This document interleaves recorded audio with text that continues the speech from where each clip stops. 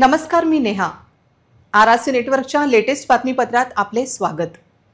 अशा आहेत आजच्या हेडलाईन्स. हेडलाईन्स प्रायोजक आरआरसी ब्रॉडबँड, अकोल्यातील सर्वात स्वस्त आणि वेगवान कनेक्शन. खरीप पीक कर्ज वाटपात बँकांची जाणीवपूर्वक संथ गती.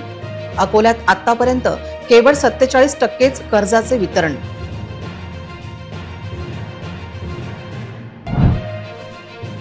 जिल्ह्यात 4 वर्षात झाल्या 131 मुली बेपत्ता. पोलिसांच्या विशेष पथकाने 112 मुलींचा लावला शोध.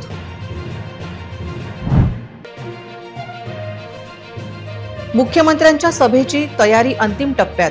भाजप करणार अकोल्यात जोरदार शक्ती प्रदर्शन.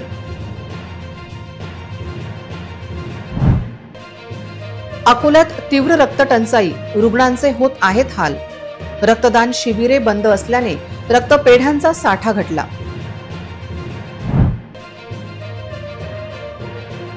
भीक मागणाऱ्या मुलांची कमाई व्यसनात वाया. अकोल्यात भीषण सामाजिक वास्तव आले समोर. आता सविस्तर बातम्या. खरीप हंगामात जिल्ह्यातील शेतकऱ्यांना 1320 कोटी रुपयांचे पीक कर्ज वाटप करण्याची योजना जिल्हा प्रशासनाने तयार केली आहे. उद्दिष्टांच्या तुलनेत 31 मे पर्यंत जिल्ह्यात केवळ 47% पीक कर्जाचे वाटप झाले आहे. खरीप पेरणी तोंडावर आली असतानाही 53% कर्ज वाटप असूनही प्रलंबित आहे आणि सप्टेंबर पर्यंत ते पूर्ण होण्याची शक्यता आहे. यावर्षीच्या खरीप हंगामात राष्ट्रीयकृत खासगी महाराष्ट्र ग्रामीण आणि जिल्हा मध्यवर्ती सहकारी बँक यासह इतर बँकांच्या 220 शाखांमार्फत जिल्ह्यातील 1,36,650 शेतकऱ्यांना 1,320 कोटी रुपयांचे पीक कर्ज वितरित करण्याचे उद्दिष्ट ठेवण्यात आले आहे. आतापर्यंत 54,583 शेतकऱ्यांना 615 कोटी 14 लाख रुपयांचे पीक कर्ज वितरित करण्यात आले आहे. गेल्या वर्षीच्या हंगामात सप्टेंबरपर्यंत 87% कर्ज वाटप झाले होते. निवडणुकीपूर्वी सत्ताधारी पक्षाने कर्जमाफीच्या घोषणा केल्या होत्या. त्यामुळे अनेक शेतकऱ्यांनी अद्याप आपल्या कर्ज खात्यांचे पुनर्गठन केले नाही. तर काही शेतकरी बँकांमध्ये अडकलेले आहेत. त्यांनी त्यांच्या जमिनी बँकांमध्ये गहाण ठेवून कर्ज घेतले आहे. त्यामुळे बँकांकडून पीक कर्ज वाटपावर परिणाम झाला आहे. गेल्या काही वर्षापासून राज्यात अल्पवयीन मुली, युवती आणि विवाहित महिला घर सोडून जाण्याच्या किंवा बेपत्ता होण्याच्या घटनांमध्ये वाढ दिसून येत आहे. दररोज राज्यभरातून 2 ते 3 मुली आणि महिला बेपत्ता झाल्याच्या बातम्या येत आहेत. अकोल्यात ही तशीच परिस्थिती समोर आली आहे. आई रागावली, अभ्यासात किंवा परीक्षेत अपयश, मोबाईलच्या वापरामुळे होणारे हिंसक वर्तन, वडिलांनी ओरडले अशा अनेक कारणांमुळे घरातून बेपत्ता होणाऱ्या मुली आणि महिलांची संख्या वाढत आहे. ही चिंतेची बाब आहे. 131 हा आकडा केवळ मुलींचा आहे. यात विवाहित महिलांच्या प्रकरणांचा समावेश नाही. त्यापैकी 112 मुलींचा आणि 34 महिलांचा शोध घेण्यास यश आले आहे. तर 19 प्रकरणांमध्ये अजूनही शोध सुरू आहे. सध्या अल्पवयीन मुलींमध्ये फेसबुक, मेसेंजर, व्हॉट्सअप यासारख्या सोशल मीडियाचा वापर वाढला आहे. संवादाचे सोपे आणि सहज माध्यम म्हणून फेसबुक, मेसेंजरचा वारंवार वापर होतो. जिल्ह्यात बनावट फेसबुक अकाउंटद्वारे मुलींची फसवणूक झाल्याची प्रकरणे समोर आली आहेत. त्यामुळे अल्पवयीन मुलींची काळजी पालकांनी घेण्याची गरज व्यक्त केली जात आहे. 11 जून रोजी दुपारी 1 वाजता राज्याचे मुख्यमंत्री देवेंद्र फडणवीस यांची जाहीर सभा होणार आहे. आगामी स्थानिक स्वराज्य संस्था निवडणुकीचे रणशिंग सभेच्या माध्यमातून फुंकले जाण्याची शक्यता आहे. त्यामुळे भारतीय जनता पक्षाच्या कार्यकर्त्यांना नेमका काय संदेश मिळतो याबाबत उत्सुकता राहील. विधानसभा निवडणुकीत महायुतीला एकतर्फी विजय मिळाला. त्यामुळे आगामी स्थानिक स्वराज्य संस्था निवडणूक देखील महत्त्वाची आहे. त्या दृष्टीने राजकीय वारे वेगाने वाहू लागले आहेत. 11 जून रोजी मुख्यमंत्री देवेंद्र फडणवीस अकोला येथे जाहीर सभेला संबोधित करतील. भारतीय जनता पक्षाच्या कार्यकर्त्यांना पुढील दिशा प्रदान करण्यावर भर राहू शकतो. त्या दृष्टीने देखील सभेला महत्त्व राहणार आहे. 11 जूनची सभा जंगी व्हावी असा प्रयत्न आहे. तशी तयारी सुरू झालेली दिसते. अकोला क्रिकेट क्लब मैदानावर होणाऱ्या या जाहीर सभेची तयारी पूर्ण झाली असून भाजप अतिशय जोरदार यानिमित्त शक्ती प्रदर्शन करण्याच्या तयारीत आहे. शहर आणि जिल्ह्यात रक्ताची कमतरता जाणवत आहे. विशेषतः उन्हाळा आणि गेल्या काही महिन्यातील अवकाळी पावसामुळे बदललेल्या हवामानामुळे रक्तदान शिबिरे पूर्णपणे बंद आहेत. याच कारणामुळे शासकीय आणि खासगी रक्तपेढ्यांमध्ये रक्ताचा साठा कमी झाला आहे. सद्यस्थितीत जीएमसीच्या रक्तपेढीत केवळ 54 युनिट रक्त उपलब्ध असल्याची माहिती समोर आली आहे. रक्ताच्या कमतरतेमुळे रुग्ण आणि त्यांच्या नातेवाईकांसह रुग्णालय प्रशासनासमोर समस्या निर्माण झाली आहे. रक्ताचा पुरेसा साठा उपलब्ध असला तरी भविष्यातील गरज लक्षात घेऊन राज्य रक्त संक्रमक परीक्षेने रक्तदान शिबिरे आयोजित करण्याचे आवाहन केले आहे. दरम्यान रक्ताच्या कमतरतेमुळे रुग्णांना उपचारात विलंब होत आहे. तज्ज्ञांचे मत आहे की मोठ्या प्रमाणात रक्तदान शिबिरे आयोजित केली पाहिजेत. दरवर्षीप्रमाणे यावर्षीही रक्तपेढ्यांमध्ये रक्ताचा साठा खूपच कमी आहे. काही रक्तपेढ्यांमध्ये फारच कमी रक्तसाठा शिल्लक आहे. अंदाजे 40% रक्त उपलब्ध आहे. रुग्णांची तातडीची गरज लक्षात घेऊन ऐच्छिक रक्तदात्यांना बोलावून त्यांच्याकडून रक्त उपलब्ध करून दिले जात आहे. तथापि येथील जीएमसीच्या शासकीय रुग्णालयातील रक्तपेढीला नागरिकांकडून अपेक्षित प्रमाणात रक्तपुरवठा होत नसल्याने रक्ताचा तुटवडा निर्माण झाला आहे. चौकात तुम्हाला लहान मुले मुली भीक मागताना दिसतात. एकीकडे त्यांच्या बालपणाशी खेळले जात आहे, परंतु त्याहीपेक्षा गंभीर बाब म्हणजे त्यांनी आणलेल्या पैशातून पालक चैन करत आहेत. हे भीषण वास्तव समोर आहे. सामाजिक दृष्टीने हा विषय हाताळण्याची गरज आहे. या मुलांच्या जीवनात रंग भरून त्यांना खरे तर इतर मुलांप्रमाणे जगण्याची संधी मिळवून देणे आवश्यक आहे. परंतु ही लहान मुली चौकातून उभी राहून पैसे गोळा करतात आणि सायंकाळी त्या पैशांची विल्हेवाट दारू किंवा अन्य व्यसनासाठी लावली जाते. अकोला रेल्वे स्थानक परिसर अशा प्रकारे चुकीच्या गोष्टींचा अड्डा बनला असल्याचे समजते. या गंभीर विषयाचा सामाजिक दायित्व म्हणून विचार करून या मुलांना भीक मागण्यापासून आणि त्यांच्या पालकांना व्यसनापासून परावृत्त करता येईल का याचा जाणीवपूर्वक विचार करणे अत्यंत महत्त्वाचे आहे. इतरही घडामोडींचा आपण आढावा घेणार आहोत, मात्र छोट्याशा विश्रांतीनंतर. अब इंटरनेट महंगा नहीं, सस्ता भी और फास्ट भी, बस 8 रुपए प्रतिदिन में. इतना फास्ट इंटरनेट, हाँ, सिर्फ 8 रुपए प्रतिदिन में. पाइए 20 MBPS स्पीड वाला अनलिमिटेड इंटरनेट, बिना डेटा लिमिट और बिना रुकावट. स्ट्रीमिंग, गेमिंग, डाउनलोडिंग, सब कुछ अब बिना रुके. 20 MBPS अनलिमिटेड इंटरनेट आजमाइए अभी. आज ही कॉल करें हमें और जुड़ जाइए फास्टेट नेटवर्क से. RRC network private limited internet अब सबका हक है. फास्ट और सस्ता अनलिमिटेड. विश्रांतीनंतर पुन्हा एकदा तुम्हा सर्वांचं हार्दिक स्वागत. अमरावती जिल्ह्यात नांदगाव पेठ न्यू बायपास हायवेवर झालेल्या अपघातात ओमनी कारचा चुराडा झाला असून 9 जण जखमी झाले आहेत. यापैकी 4 प्रकृती गंभीर असल्याची माहिती प्राप्त झाली आहे. रविवारी सकाळी भीषण अपघात झाला. कामावर निघालेल्या मजुरांच्या वाहनाला अज्ञात वाहनाने धडक देऊन पसार झाला असल्याची शक्यता व्यक्त करण्यात येत आहे. परंतु समोरासमोर झालेली धडक इतकी भीषण आहे की ओमनी वाहन अक्षरशः चकनाचूर झाले. अपघातातील जखमींना अमरावती जिल्हा रुग्णालयात उपचारासाठी भरती करण्यात आले आहे. तसेच अपघात नेमका कसा झाला याची माहिती पोलीस घेत आहेत. 9 जखमीपैकी 4 प्रकृती गंभीर असल्याचे कळते. त्यांच्यावर उपचार सुरू आहेत. नांदगाव पेठ परिसरात अपघातात वाढ झालेली दिसते. त्यावर नियंत्रण आणणे आवश्यक आहे असे गावकरी बोलत आहेत. तेल्हारा तालुक्यातील वाना धरणात बुडालेल्या युवकांचा आणि बार्शीटाकडी तालुक्यातील बोरमडी शेलगाव येथील तलावातून 2 युवकांचे मृतदेह पिंजर येथील संत गाडगेबाबा आपत्कालीन शोध व बचाव पथकांच्या जवानांनी शोधून बाहेर काढले. तेल्हारा येथे रात्री शोध मोहीम राबवली गेली. तेल्हारा तालुक्यातील वारी हनुमान सागर येथील धरणात दानापूर येथील 30 वर्षीय जितेंद्र राठी यांची धरणावरील भिंतीवर मोटारसायकल आणि पाण्यात चप्पल तरंगत असताना दिसून आली. या शंकेवरून जितेंद्र राठी हे धरणात असल्याची दाट शक्यता वर्तविण्यात आली आणि शोध मोहीम सुरू झाली. पथकाने परिश्रम करून 80 फूट खोल गाळामध्ये फसलेल्या मृतदेहाला शेवटी बाहेर काढले. ही हत्या की आत्महत्या याचा शोध आता पोलीस घेत आहेत. तर बार्शीटाकडी तालुक्यातील बोरमडी शेलगाव येथील तलावातून 2 युवकांचे मृतदेह बाहेर काढण्यात आले असल्याची माहिती संत गाडगेबाबा आपत्कालीन शोध व बचाव पथकाने दीपक सदाफडे यांनी दिली. बोरमडी व शेलगाव तलावात काही व्यक्तींचा मृत्यू झाल्याची माहिती माजी सभापती राजू पाटील काकड व बार्शीटाकडीचे तहसीलदार राजेश वजिरे, बार्शीटाकडीचे ठाणेदार प्रवीण धुमाळ यांना मिळाली. त्यांनी तत्काळ पिंजर येथील संत गाडगेबाबा आपत्कालीन शोध व बचाव पथकाचे प्रमुख दीपक सदाफडे यांना माहिती दिली. अंदाजे 20 फूट खोल पाण्यात तळाशी असलेले मृतदेह शोधून बाहेर काढले आहेत. सदर मृतदेह अकोला तालुक्यातील चिखलगाव येथील योगेश अश्रुबा डहाडे व कार्तिक कृष्णा डहाडे यांचे असून दोघांचेही वय अंदाजे 18 ते 19 वर्ष दरम्यान आहे. अनेक असाध्य रोगांवरचा इलाज डॉक्टर नाईक होमिओपॅथी येथे होतो. नुकतेच माया पासलकर या रुग्ण महिलेवर यशस्वी उपचार करत त्यांना दिलासा देण्याचा प्रयत्न डॉक्टर प्रथमेश उदय नाईक यांनी यशस्वी केला आहे. पाहूया एक विशेष बातमी.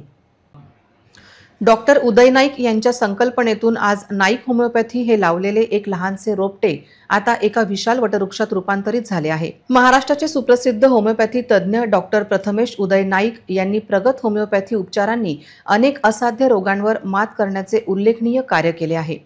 नाईक होमिओपॅथी गेल्या 40 वर्षांपासून सातत्याने रुग्णसेवा करत आहेत. येथे असाध्य रोग मुळापासून बरे होतात आणि त्यांचे कोणतेही साईड इफेक्ट्स नसतात. अनुभवी आणि विशेष तज्ज्ञ डॉक्टरांची टीम येथे नेहमीच कार्यरत असते. लाखो रुपये खर्च करूनही ज्या रुग्णांना इतरत्र कुठेही फायदा झाला नाही अशा रुग्णांनी एकदा तरी नाईक होमिओपॅथीमध्ये उपचार घ्यायला हवा असे आवाहन करण्यात आले आहे. अधिक माहितीसाठी तुम्ही 91 75 95 71 29 आणि 91 30 01 61 29 या मोबाईल नंबरवर संपर्क साधू शकता किंवा naikhomeopathy.com यूट्यूबला भेट देऊ शकता. माया पासलकर या रुग्ण महिलेला खूप वर्षापासून गुडघे दुखायचा त्रास होत होता. साधे चालणे जमत नव्हते. वॉकर घेऊन चालावे लागत होते. नाईक होमिओपॅथीच्या उपचारानंतर त्यांची गुडघेदुखीचा त्रास कमी झाला. आता त्या जिने चढू शकतात. वॉकर विना चालू शकतात. त्यांचे 10 किलो वजन कमी झाले. नाईक होमिओपॅथीच्या ॲडव्हान्स उपचाराने 100% समाधानी आहे असा त्यांचा दावा आहे. पाहूया नेमक्या माया पासलकर काय म्हणाल्या.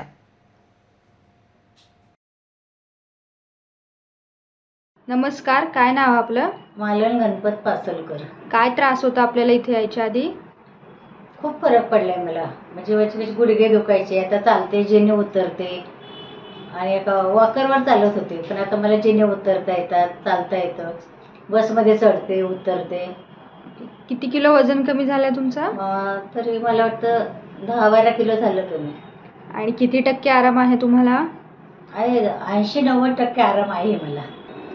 आता एवढा नाही त्रास जाणवत मला. ओके. पहिला खूप होता, म्हणजे चालायला त्रास व्हायचा, चढायचे नाही, जिने चढवत नव्हते ना, तो उभे राहून स्वयंपाक पण करते मी. कशामुळं? नाईक होमिओपॅथीच्या ट्रीटमेंटनी समाधानी आहात का? खूप छान सेवा आहे. इथली सेवा खूप मला आवडली. Okay, thank you. इतरही घडामोडींचा आपण आढावा घेणार आहोत मात्र छोट्याशा विश्रांतीनंतर. अब इंटरनेट महंगा नहीं, सस्ता भी और फास्ट भी, बस 8 रुपए प्रतिदिन में. इतना फास्ट इंटरनेट, हाँ, सिर्फ 8 रुपए प्रतिदिन में. पाइए 20 Mbps स्पीड वाला अनलिमिटेड इंटरनेट, बिना डेटा लिमिट और बिना रुकावट. स्ट्रीमिंग, गेमिंग, डाउनलोडिंग, सब कुछ अब बिना रुके. 20 Mbps अनलिमिटेड इंटरनेट आजमाइए अभी. आज ही कॉल करें हमें और जुड़ जाइए फास्टेड नेटवर्क से. RRC network private limited. Internet अब सबका हक है. फास्ट और सस्ता अनलिमिटेड. विश्रांतीनंतर पुन्हा एकदा तुम्हा सर्वांचं हार्दिक स्वागत. राज्याचे जलसंपदा मंत्री राधाकृष्ण विखे पाटील आज वाशिम जिल्ह्याच्या दौऱ्यावर होते, जिथे त्यांनी विशेष मुद्द्यांवरती माध्यमांशी मनमोकळेपणाने संवाद साधला. यावेळी त्यांनी राणे बंधूमधील मतभेद, राज ठाकरे आणि उद्धव ठाकरे यांच्या संभाव्य युती तसेच संजय राऊत यांच्या वक्तव्यांवर आपली भूमिका मांडली. आमदार नितेश राणे यांनी त्यांचे बंधू निलेश राणे यांना संयम बाळगण्याचा सल्ला दिल्याबाबत विचारले असता मंत्री विखे पाटील म्हणाले, नितेश राणे यांची भूमिका नेहमीच पक्षासाठी पूरक राहिली आहे, तर निलेश राणे हे शिंदे सेनेत आहेत. कदाचित शिंदे सेनेला नितेश राणेंचं धोरण मान्य नसेल, तो त्यांच्या घरातला विषय आहे. ते आपापसात चर्चा करून तो मुद्दा सोडवतील. राणेंनी सल्ला दिलाय सबुरीचा. काय सांगाल हे वक्तव्य असं करून पुन्हा जर सबुरीचा सल्ला भेटत असेल तर बुवा राजकारण कोणत्या लेवलला चाललंय? असं की त्या प्राप्त परिस्थितीत काही आपल्याला काही निर्णय करावे लागतात, काही राजकीय भूमिका मांडावी लागते. त्यांनी आता जी भूमिका नितेशजींनी मांडलेली आहे ही नेहमीच पक्षाला पूरक राहिलेली आहे. आता नितेशजी मला वाटतं निलेशजी शिंदे सेनेमध्ये आहे. सर्व शिंदे सेनेला नितेशजीचा धोरण मान्य नसेल, पण शेवटी असं घरातला विषय आहे, ते मग ते एकमेकाला एक चर्चा करून तो विषय संपवतील.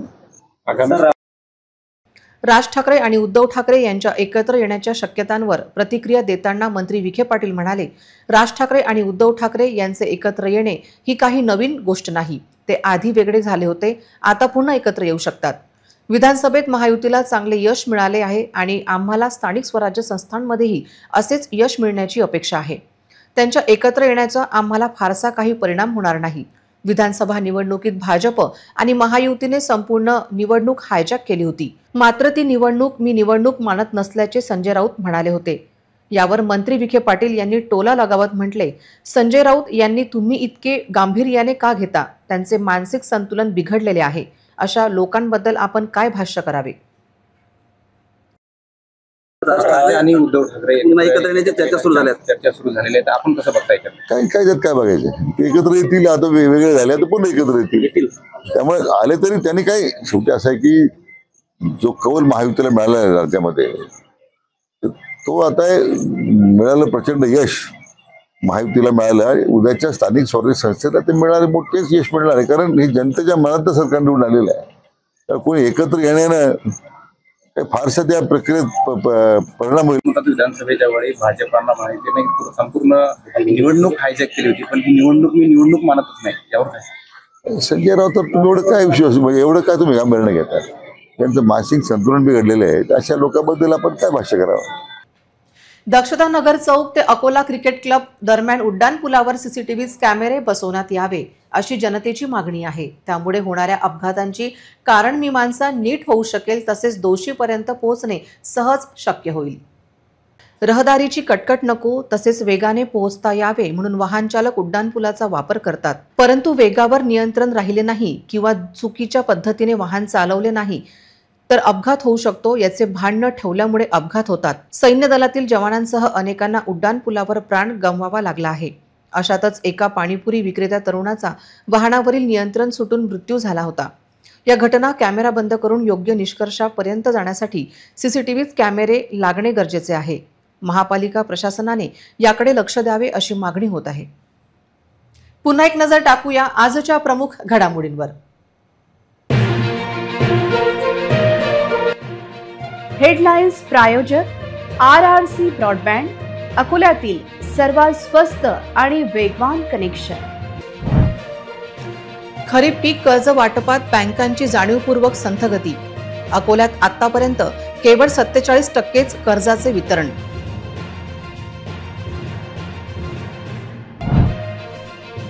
जिल्ह्यात 4 वर्षात झाल्या 131 मुली बेपत्ता. पोलिसांच्या विशेष पथकाने 112 मुलींचा लावला शोध.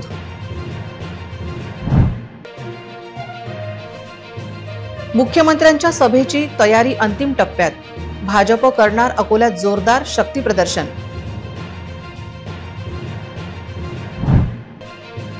अकोल्यात तीव्र रक्तटंचाई, रुग्णांचे होत आहेत हाल. रक्तदान शिबिरे बंद असल्याने रक्तपेढ्यांचा साठा घटला.